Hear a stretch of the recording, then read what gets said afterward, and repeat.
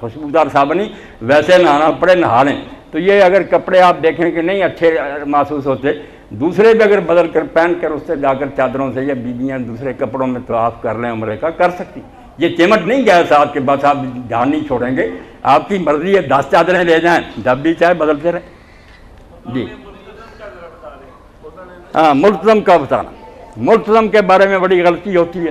آپ دیکھیں گے کہ اکثر لوگ بیت اللہ شریف کے دروازے کے سامنے کھڑے ہوں گے، دہلیز کو پکڑے ہوں گے، بالکل غلط کر رہے ہیں، وہاں کوئی چیز نہیں، نہ کوئی حکم ہے وہاں۔ ملتزم ہے دروازہ بیت اللہ شریف کا جہاں ختم ہوتا ہے بائیں طرف، منہ کر کے کھڑے ہیں بائیں طرف، اس کی بائیں طرف اور ادھر حجر اسود، اس کے درمیان میں جو دیوار ہے یہ ہے ملتزم۔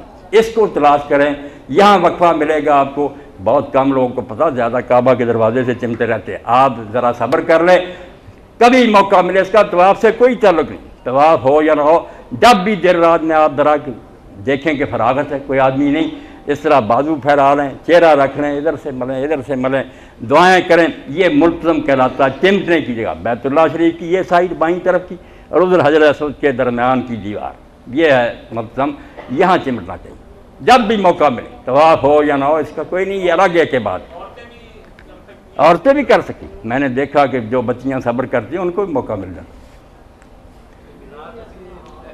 اگر حتیم میں آپ نے نماز پڑھنی ہے، کیونکہ وہ بھی کعبہ شریف ہے، یہ جس پر چھت ڈالی گئی یہ بھی کعبہ، جدھر پر نالا گرتا ہے نا یہ بھی بیت اللہ شریف ہے۔ صرف مکے کے قریش جو تھے ان کے پاس خرچ نہیں تھا، انہوں نے کہا حرام آمدنی نہیں ہے، ہم نے استعمال کری، اس لیے چھت نہیں ڈال سکے، ہے وہ بھی کعبہ۔ اس لیے حضرت عائشہ رضی اللہ تعالیٰ عنہ کہتی ہے رسول اللہ میرا جی بہت چاہتا ہے کہ بیت اللہ شریف میں داخل ہوں، آپ کا بھی چاہتا ہے میرا بھی دروازہ کھلے۔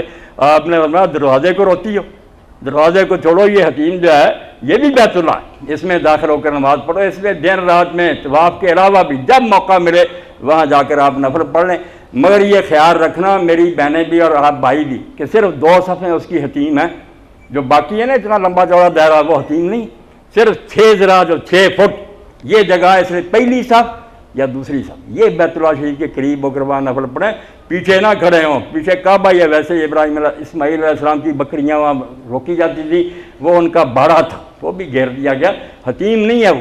یہ لازمی یاد رکھنا کہ صرف 2 صفیں جو ہیں پرنالے سے لے کر وہ ہیں حتیم۔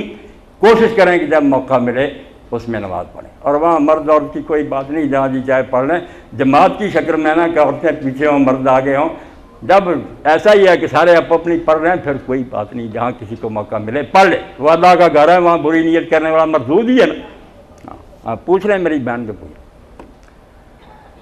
بے فکر رہیں آپ، کوئی تاوان نہیں، کوئی دم نہیں، بس 2 ہی پابندیاں کہ آپ ہاتھ میں دستانہ نہیں پہن سکتی، اور نقاب جو ہے نا ہر وقت برقع، یہ نہیں، چادر سے بے شک پردہ کر۔ خوش رکھے اللہ پاک آپ۔ کوئی اور سوال ہے آپ کے ذہن میں تو کر لیں، کر لیں، بڑی خوشی ہے، اللہ تعالیٰ قبول فرمائے۔ ہاں بالکل خوش۔ اور اللہ رب العالمین کا بڑا احسان ہے کہ اس نے ہمیں اتنے جید عالم دین سے حج کے مسائل کو سننے کی توفیق بخشی، اور انشاءاللہ ہمارا حج مبرور ہوگا، اللہ رب العالمین اس کو قبول و منظور فرمائیں گے۔ میں ایک مرتبہ پھر آپ کے سامنے شیڈول کا اعلان کر دیتا ہوں۔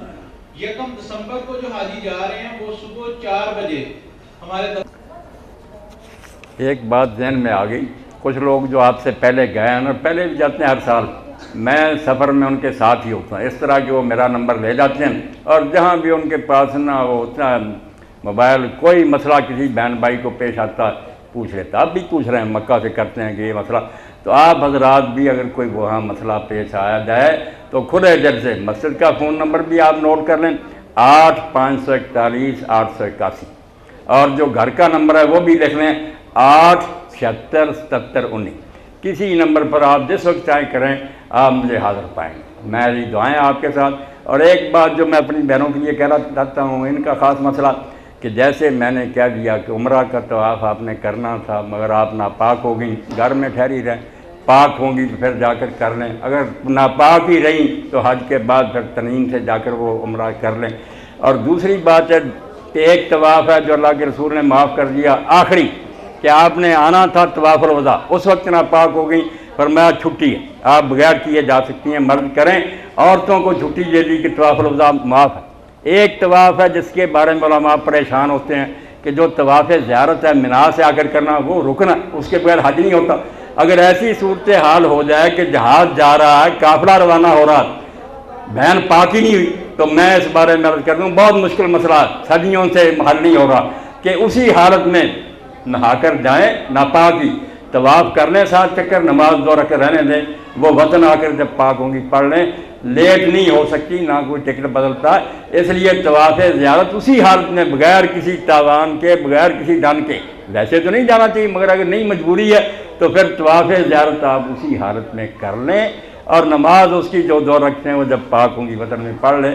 طواف الوداع کی ویسے ہی حضور نے چھٹی دے دی، 3 ہی طواف ہیں اصلی، طواف عمرہ ہے، طواف زیارت ہے، طواف الوداع، باقی تو نفلی ہیں، جتنے جی چاہے کوئی کرے نہ کرے۔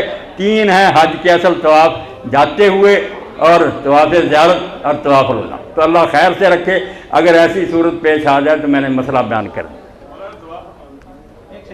نہیں بات کرنی ہے۔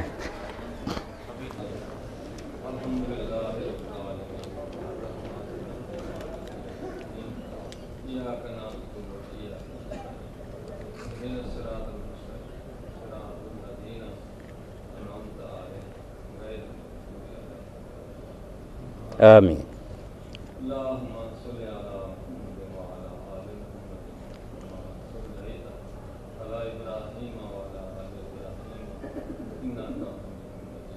آمین۔